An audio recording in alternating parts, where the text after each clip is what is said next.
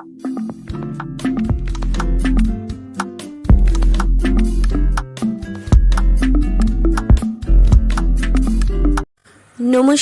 আমি শ্রীমান্তিকা।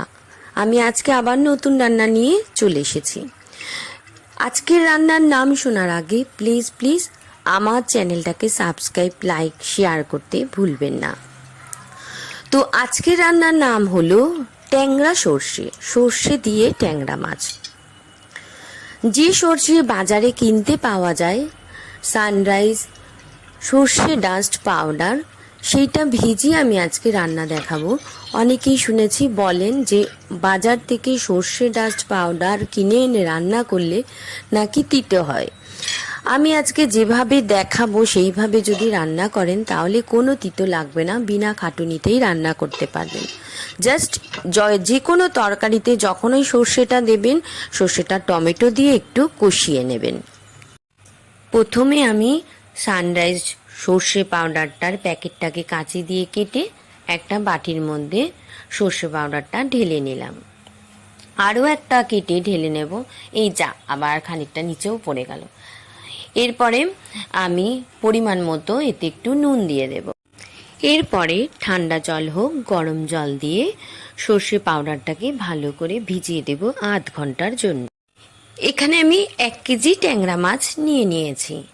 ট্যাংরা মাছগুলোকে ভালো করে কেটে নুন দিয়ে গরম জল দিয়ে ভালো করে ধুয়ে নিয়েছি।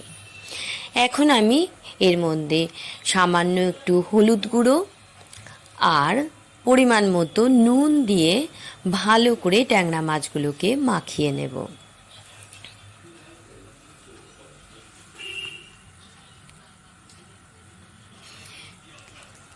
প্রতিটা ট্যাংরা মাছ ধরে ভালো করে গায়ে নুন হলুদগুলো মাখিয়ে নেব, যাতে ট্যাংরা মাছগুলোর ভিতরে নুন বা হলুদ দুটোই ভিতরে ঢুকে যায়।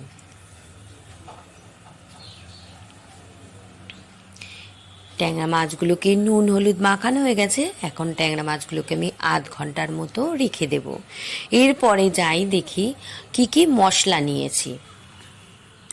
আমি এখানে নিয়েছি 3টে টমেটোকে কুচো করে নিয়েছি, 7-8টা কাঁচা লঙ্কা চিড়ে নিয়েছি, আর যে সর্ষে ডাস্ট পাউডারটা ভিজিয়েছিলাম সেই ভিজানো পাউডারটা নিয়েছি, নুন, মরিচ গুঁড়ো, ধনেপাতা কুচি, কালো জিরে, হলুদ গুঁড়ো। এখানে আমি কড়াটা বসিয়ে দিয়েছি, এর মধ্যে তেল দিয়ে দেব। প্রথমে আমি ট্যাংরা মাছগুলোকে ভেজে নেব। তো আমি এখানে সর্ষের তেল 2 চামচের মতো দেব, কারণ বেশি তেল দিয়ে ট্যাংরা মাছ কখনো ভাজা উচিত না, কারণ ট্যাংরা মাছ ভীষণ ফাটে।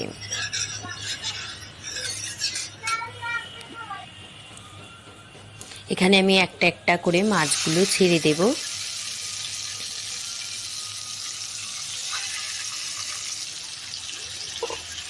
মাছ ছাড়া হয়ে গেছে। এখন আমি একটা ঢাকা দিয়ে দেবো, কারণ মাছ ভীষণ ফাটে।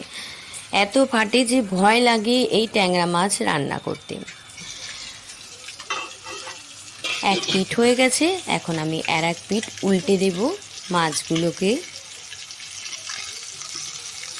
এক পিঠ লাল হয়ে গেছে, আর এক পিঠ উল্টে দেব। আমার এরকম হওয়ার কারণ, যেহেতু আমি এক হাতে ভিডিও করছি আর এক হাতে খুন্তি নাড়াচ্ছি, তাই এদিক সেদিক ক্যামেরাটা হয়ে যাচ্ছে। তো আপনারা একটু মানিয়ে নেবেন আমাকে। আবার আমি খানিকক্ষণের জন্য ঢাকা দিয়ে দেব।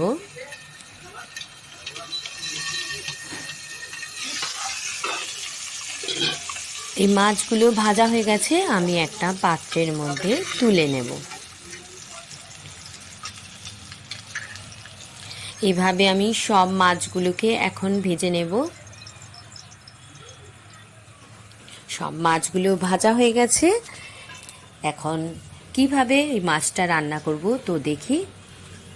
ট্যাংরা মাছ ভেজে নেওয়া করার মধ্যেই আমি আরও খানিকটা তেল দিয়ে দেব। একটু বেশি তেল দিতে হবে, অন্তত 100 গ্রাম থেকে 150 গ্রামের মতো তেল দিয়ে দেব। এরপরে দিয়ে দেব কালো জিরে, হাফ চামচের মতো। কালো জিরেটা দেওয়ার পরে কালো জিরেটাকে একটু ভালো করে ভেজে নেব। এরপরে দিয়ে দেব কেটে রাখা টমেটোগুলো। টমেটোটা দেওয়ার পরে টমেটোটাকে ভালো করে নাড়াচাড়া দিয়ে ভেজে নেব, যাতে টমেটোর কাঁচা গন্ধ না থাকে। এখন দিয়ে দেব এর মধ্যে পরিমাণ মতো নুন, নুন দিয়ে টমেটো ভাজলে টমেটোটা তাড়াতাড়ি সিদ্ধ হয়ে যায়। ভালো করে টমেটোটাকে ভেজে নেব। টমেটো ভাজা হয়ে গেছে, এখন এর মধ্যে দিয়ে দেব ভিজিয়ে রাখা সর্ষে পাউডারটা।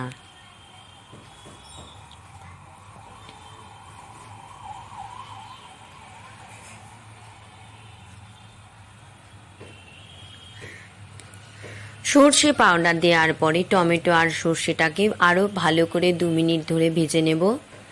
কি সুন্দর লাল লাল রং হয়েছে দেখুন, মনে হচ্ছে যেন রেড চিলি দিয়েছি। সর্ষেটাকে ভালো করে টমেটোর সাথে ভাজতে হবে, তাহলেই তিতো জিনিসটা আসবে না। এরপরে সর্ষে যে বাটিতে রেখেছিলাম সেই বাটিটা ধুয়ে একটু জল দিয়ে দেব। এরপরে দিয়ে দেব পরিমাণ মতো হলুদ গুঁড়ো, 1 চামচের মতো কাঁচা লঙ্কা পেস্ট দিয়ে ভালো করে আবার মশলাটাকে কষিয়ে নেব। যতক্ষণ না তেল ছাড়বে ততক্ষণ মশলাটাকে কষাতে হবে।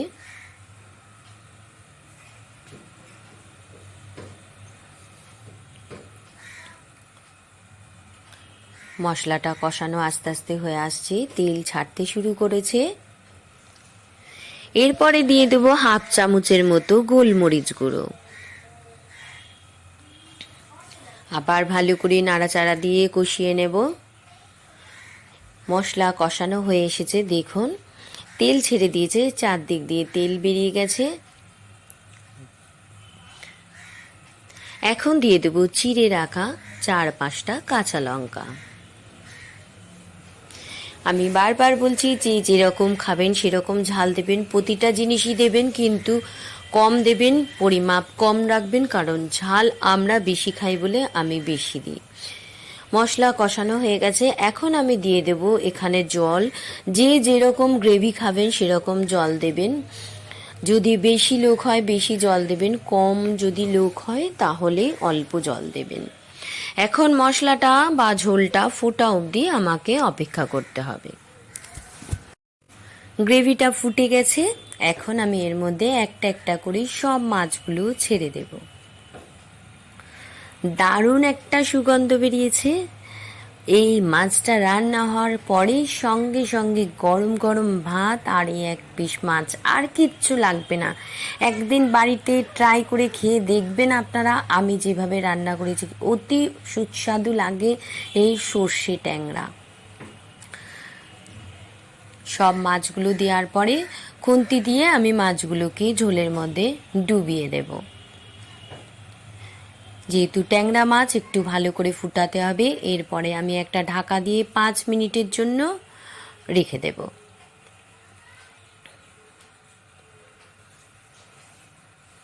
5 মিনিট বাদে ফিরে আসলাম। গন্ধ যা বেরিয়েছে কি বলবো আপনাদের, যখন বানাবেন আপনারা এরকম একটা মিষ্টি গন্ধ পাবেন, লোভনীয় গন্ধ। এখন আমি কেটে রাখা ধনেপাতাগুলো দিয়ে দেব। ধনেপাতা দেওয়ার পরে আরও 5 মিনিট আমি ঢাকা দিয়ে রেখে দেব, এই কারণে যাতে ধনেপাতার গন্ধটা ট্যাংরা মাছগুলোর মধ্যে ধরে নেয় বা অবজর্ব করে নেয়। তো এবার আমি একটা পাত্রের মধ্যে মাছগুলোকে নামিয়ে নেব। 5 মিনিট ঢাকা দেওয়ার পরে এখন খুলে দেখব, ওহো, স্বাদে গন্ধে অতুলনীয়, লোভনীয় একটা গন্ধ বেরোচ্ছে। এখন আমি একটা পাত্রের মধ্যে একটা লঙ্কা তুলে নিয়ে একটু ঘেঁটে দেব।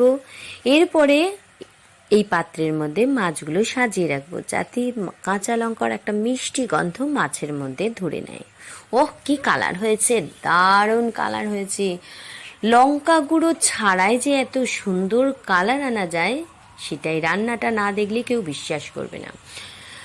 তো চলুন, এই রান্নাটা দিয়ে আপনারা গরম গরম ভাত খেতে পারেন, আর এর সঙ্গে কিছু লাগবে না। তো আজকে এই পর্যন্ত, আবার আসবো নতুন রান্না নিয়ে। ততক্ষণ আপনারা সাবধানে থাকবেন, ভালো থাকবেন, সুস্থ থাকবেন।